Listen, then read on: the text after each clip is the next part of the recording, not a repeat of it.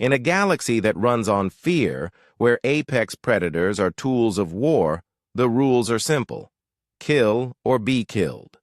So when a lone human named David gets locked in an enclosure with a pup from the most ferocious predator species in the universe, everyone expects a bloodbath. But what the galaxy witnesses isn't an execution. It's the beginning of an impossible friendship. It's a bond that would rewrite the art of war and reveal humanity's most powerful and secret weapon. Before we get into this incredible story, make sure you're subscribed with notifications turned on. You don't want to miss another tale of humanity's quiet and frankly terrifying strengths. Across the swirling arms of the Milky Way, a brutal truth governed all life: might makes right. Civilizations rose and fell on the strength of their fleets and the ferocity of their warriors. And in this cosmic arena, no one was more feared than the Kryll. The Kryll weren't a civilization. They were a force of nature, selectively bred over millennia to be the galaxy's perfect living weapons. To the Galactic Coalition, they were untamable, unthinking engines of destruction. Their pups were born with claws, fangs, and an instinct for violence that horrified even the most hardened soldiers. They were monsters, plain and simple. Something to be avoided or, if necessary, put down, and then there was humanity. We were the latecomers to the galactic stage, physically unimposing, hailing from a chaotic death world that older species found bizarrely sentimental. We don't have natural armor, our senses are dull, and our teeth are embarrassingly flat. The Coalition classified humans as opportunistic omnivores, which was just a diplomatic way of saying they had no idea what to make of a species that climbed to the top of its food chain through sheer stubbornness and a weird talent for throwing things. We were prey, most agreed, harmless.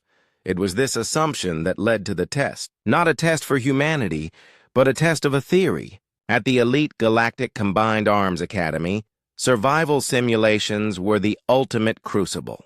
But this test was different. It was designed by one grizzled instructor with a radical and frankly insane idea about humanity's true nature. The simulation room was a sterile white void, designed to offer no advantage and no comfort. Inside stood David, a cadet from the Human Exchange Program. He wasn't a soldier. He was a xenolinguist in training, more comfortable with grammar than guns. By every galactic standard, he was the absolute wrong person for this room. High above, in a shielded observation deck, Instructor Cattell watched. He was a Xyloshon veteran with scars that told stories he'd never share, and he was joined by a dozen officials from other species. Their expressions ranged from clinical detachment to morbid curiosity. They were all there to witness a data point: the terminal interaction between a soft target and a hard predator. The clock on the screen was set to 0. Nobody expected it to run for long. A heavy panel slid open, and a creature of coiled shadow and simmering fury was prodded into the room. It was a Kryll pup named Riven. Though young, it was already the size of a Terran wolf, its movements a liquid dance of menace. Its obsidian fur bristled, and a low growl, a sound that promised future violence, rumbled in its chest. To the observers, it was just a bundle of claws, teeth, and death instinct. Instructor Cattell watched the monitors, a slight curve on his lips that might have been a grin. To the shock of the other observers, he hit a final command. With a heavy thunk, the room was sealed. "Let the test begin," Cattell announced to the silent room. The galaxy held its breath, waiting for the scream, but the scream never came. Down in the stark white room, Riven circled, a dark predator against a sterile backdrop. A million years of evolution screamed that the soft thing in the center was prey. And yet, the prey wasn't acting like prey. David didn't raise a weapon he didn't have. He didn't cringe or back away. He simply sat down on the cold floor, crossed his legs, and made himself smaller. He just watched. The observers were baffled. "Is this a human fear response?" "Paralysis," a reptilian general hissed. "Folly," a silicon-based analyst calculated. It's displaying submission. The Kryl will see this as weakness and strike. Then David did something that truly defied their predictions. He spoke. His tone was low and calm, a meaningless stream of soft sounds. Then he unsealed his personal ration pack, broke off a piece, and slid it gently across the floor. The gesture was so illogical, so contrary to every known survival instinct, that a wave of confusion washed over the observation deck. Is he trying to bribe it? One observer asked in disbelief. The Kryl don't feel gratitude, only hunger, another replied, already dismissing the human. Down below, Riven was just as confused. Its instincts were a storm of conflicting signals: threat, no threat, prey, not prey. The offering was food, but no creature had ever offered it food without also showing fear. Hesitantly, the pup crept forward, sniffed the ration bar, and scarfed it down in a single gulp. This kept happening. Over the next few hours, a pattern emerged that had the Academy's biologists practically tearing their appendages out. David shared his water. He spoke to Riven not as a threat, but just as a presence. He never tried to touch the pup, never invaded its space, but his calm was a constant, inexplicable force. And Riven, in turn, slowly stopped its aggressive posturing. The circling ended. The growls faded. Eventually, the predator pup lay down on the other side of the room. Its gaze was still locked on the human, but the raw killing intent was gone, replaced by a deep, primal curiosity. It had never met a being that didn't fear it, and in that absence of fear, its own instincts were being rewritten.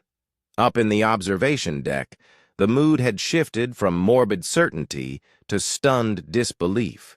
The simulators that had predicted David's death in seconds were now just spitting out failed analyses. Instructor Cattell, however, looked completely satisfied. The human hadn't just survived, he'd connected. Now it was time for the real test. "Initiate Phase 2, he ordered. The other observers gasped in horror. A second, larger door on the far side of the enclosure hissed open. From the darkness emerged a fully adult Kryl drone. This was no pup. It was a bioengineered killing machine, its mind scrubbed of everything but combat protocols. Its target was simple: neutralize all life signs in the room. "He's insane!" the reptilian general roared. "He'll kill them both!" The drone locked onto the nearest life sign, David, and charged, a blur of black fur and articulated claws. The observers flinched, bracing for the inevitable. They figured the pup, Riven, would either join the attack or run in terror. It did neither. In the split second before the drone reached David, Riven moved like a shadow. It didn't waste time with a futile attack on the bigger creature. Instead, it slammed its body into David's side, knocking him clear of the drone's deadly path. As David scrambled back, Riven became a distracting blur, nipping at the drone's legs and barking sharply to pull its attention. It was hurting the massive creature, creating openings. David, understanding the pup's intent with a clarity that floored the observers, didn't cower. He ripped a loose maintenance panel from the wall. While Riven darted in and out, a living feint, David waited.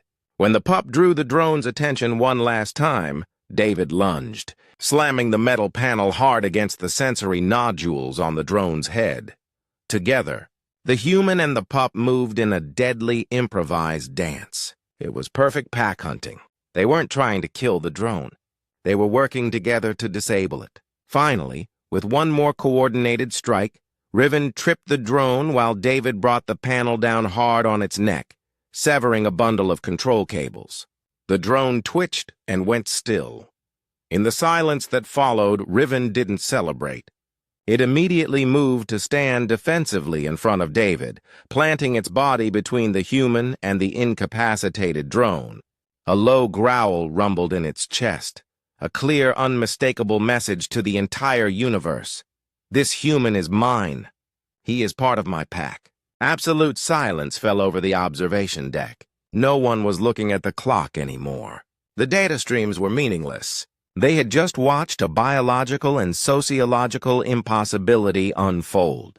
Their entire understanding of predators, of interspecies dynamics, of the fundamental laws of fear and survival, had just been shattered. Instructor Cattell finally broke the silence, his voice ringing with triumph.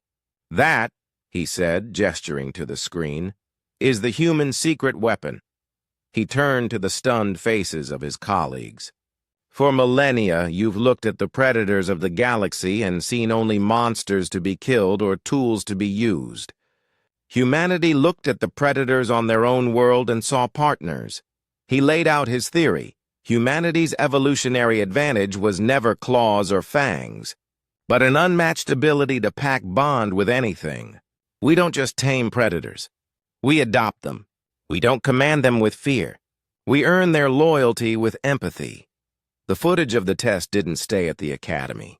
It spread through the galactic networks like wildfire, and the implications were world-changing. Every species that relied on predator armies, every empire built on fear, suddenly faced a terrifying new reality. Humanity could turn their greatest weapons against them. They could disarm a living weapon not with a bigger gun, but with a simple act of kindness.